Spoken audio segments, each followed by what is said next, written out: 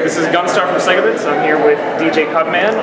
We're here to talk about the Spindash album that they just recently released through Gamechops, which is your record label, we'll talk about for just a second. Yeah. We'll talk about a couple of tracks, talk about the album as a whole, and just general sonic stuff. So first, tell me about how Gamechops came to be and what exactly the mission statement for the label is. Okay, so Gamechops, to understand Gamechops, you have to understand the Cutman origin story. So I was originally working as a sound engineer, producing and mixing hip-hop music. And I first started staying late night in the studio, taking some of the beats and samples that the hip-hop artists would bring in, and adding them or remixing them, chopping them up with video game music, taking little samples, little chops of game music, and making these new beats out of them. So those were literal game chops of game music, little samples and bits. And I did that for a couple of years. I put out 2 albums, Volume 1 and Volume 2. And then in 2012, I came to MAGFest and met a bunch of other video game remixers, guys that I really looked up to on sites like Overclock Remix, guys like Benjamin Briggs and Blind, incredible producers that had made video game music, and I always want to hear more from them. And it turns out that those 2 guys were also fans of me, and we kind of all hit it off because we all liked each other's music. And I was thinking, I was a huge fan of OC Remix, and I wanted to do something to contribute to the scene, this awesome video game scene like here at MAGFest, and with community guys like Ben and Blind. And the best thing I could think of doing was starting a label that allowed video game music to be, how do I say it, legit. Something that we could put out video game remixes as, and they would be available on iTunes. They'd be streamable on Spotify. They'd be usable usable in videos and podcasts and stuff like that. And to do that, what we had to do is we had to license them. So this turned out to be kind of a difficult process at first until I met with San Francisco-based company Louder, which is actually a group of singers who are also big gamers who had been making licensing for acapella music, and they wanted to move into other genres. So I met them again here at MAGFest, and I said, hey, I'm doing this thing, like, would you be able to help me clear like a Zelda album or something like that? And they were like, yeah, absolutely. Any song that's been published here in America is eligible for a mechanical license. So this is where it all sort of sunk in. I transformed Gamechops from a fun little free-to-download mixtape series into an actual label. Now it's an LLC in Pennsylvania, like a real company, and we license all of our albums. We get artists from all over the world who love video game music, who love remixing it, and we produce high-quality, mastered, professionally produced, pretty wonderful albums. I can't say enough. I mean, I'm a big fan of everybody who's contributed to Gamechops, and I don't know, I really love game music, and it really makes me super happy that I've been able to sort of add this value and put out remixes that you can get conveniently anywhere. You can use in your shows, you can stream on Spotify, you can listen to them on YouTube, or I get them, download them on your phone, on iTunes. And the mission of Gamechops is really to just make the best video game music we can, make the best video game remixes, and I always encourage the artists not to pick a song that I think that would be popular, but to pick a song that really holds value to them, something that they really, really like, or from a game that really impacted them. And I think that's what gives our music kind of the heart and the soul, is that, like an example, Spindash, the track that I had worked on, which is a remix of Starlight Zone, I'd been working on and attempting for 4 years. But it wasn't until I had worked with all the other producers on Spindash and sort of gotten a feel for how everybody else makes music that I was finally able to break through and finish my remix. That was a long answer. Did I touch on what your question was? Yeah, I think essentially everybody understands where Gamechops comes from. It's kind of cool just to see that, like, something kind of like the next step of like what OC Remix was. OC Remix was like this big fan community of like fan stuff that everybody could just download and enjoy. Now it's something you can actually like make something into a business and kind of take video game music into like something that gets taken a little more seriously. And more of its own thing. Right, exactly. And my goal is to produce these albums that are available on mainstream venues, which is really, really great. But I also think that OC Remix, the community aspect of video game remixes, is super important and super critical. So I'm finding, even now that after I've started my label and I have dedicated my life to video game music and chiptune music, I am now making songs for OC Remix and posting them. Something that I had always aspired to when I was younger and I was like listening to all this music.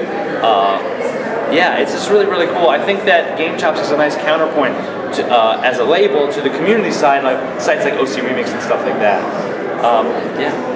Cool. So As obviously Sega, being the Sega we're working with, really excited for Spindash. I've listened to it a couple times already, and I'm a big fan. How do you decide what tracks to use? Since it's every song remix on here is a different artist. That's right, yeah, it's 16 tracks by 16 artists. There's a couple of VIP mixes which are updated, including a track by Prototype Raptor, which was originally released on OC Remix years ago. He updated the mix for this album.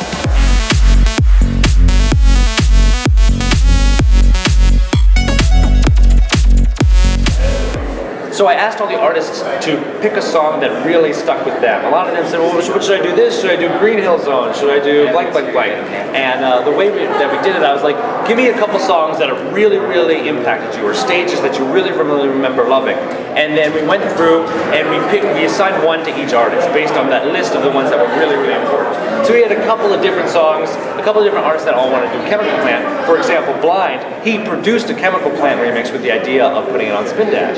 But we had Prototype Raptor do it too, and I said, well, we have these two Chemical Plant, and I sent them both to Blind. Well, he had his own. I said, Prototype Raptor goes, this is really, really good. Let me see if I can work on something else. He did Scrap Brain Zone, which turned out to be one of my favorite tracks on the album. A little bit darker, and really, really worked with his style. So I gave the artist sort of free rein to do whatever kind of music style they wanted, and whatever track, as long as it was a track that really stood out to them. You know, and I think that that really helped. We had a lot of submissions though. The track ended up being 16 tracks, and that's largely because of the licensing cost. So every time you download an album from Gamechops on iTunes or on Louder, a portion of the sale goes back to a company like Sega for the rights to that music. But because of that, we can't do massive 30, 40 track albums like I might like to do, because there's this cost involved. So I settled on 16 after my favorite, 16-bit era Sonic games. And it was a hard choice. I had to cut a couple songs that were really, really good that I still would like to put out in the future. But for Spindash, we had to make the hard call. And I ended up even cutting up one of my own songs, a remix of Oil Ocean, that I was really happy with. And I love that tune. But when it came down to it, I was like, can't have more than one for one artist. We can't afford to do it this way. So I had to make the tough call. It was tough, but I think the album really, really stands out. And I touched base with all the artists, letting them know this is what I think the final track this is going to be. What do you think? And everybody was like, yes, this works.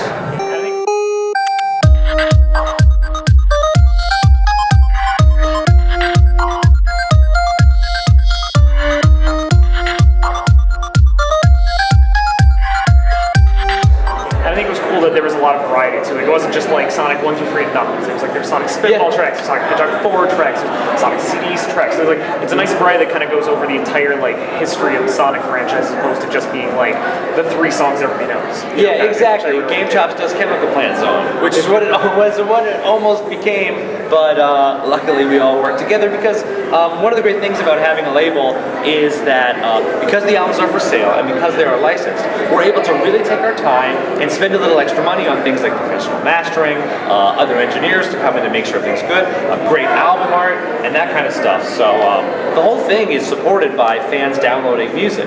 The whole label, everything is when you buy an album, a big chunk of it, more than half, goes to the artists. A little bit goes back to the Sega, the company that licenses the music to us, and then the rest goes to Gamechops to support future albums. So we're really funding this scene every time you click that download button. So not only can you help out video game music and cool remixers and stuff, you can also help out Sega. So yeah, exactly. It's like you're hitting 2 birds with 1 stone on that.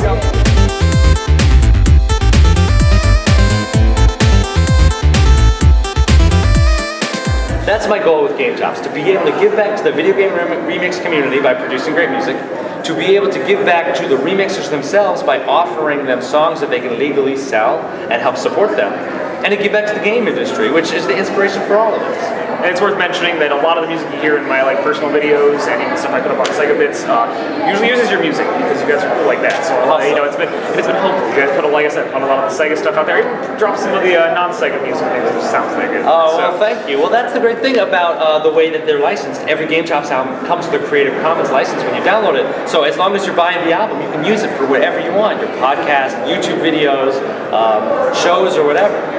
And also it's worth checking out on like online. I've noticed there's always some like mixed songs that don't get put on albums, but they're up on YouTube. But really great. Mega Man Wily's more mixed, like 8-minute full mixes. Oh yeah, Champion songs. So there's some other cool stuff to like discover if you want to like go look through the channels. Yeah, well that's the great thing is that we produce these albums and we license them, but then all of the artists on Gamechops are also producing their own music. So they're producing quick little video game beats that may not be get licensed, but are fun little tracks, and then we post those up for free downloads. We post everything on YouTube, so we're trying to produce just as much great music as we can. When we have a really great idea or a really great collection of artists like Spindash, then we clear it, master it like a big beautiful album, and then put it out for everyone to enjoy. So again, Spindash just came out. You can pick it up on pretty much every major site, music site, iTunes. Do you guys have Bandcamp? We do iTunes, Google Play, Amazon, Radio. I don't know that. RDIO. Yeah. Yep. But the big one is Louder, Louder.fm. They're the company that does our licensing, and when you buy a track off Louder, the largest percentage goes back to the label and the artist. So that's really the best way to buy.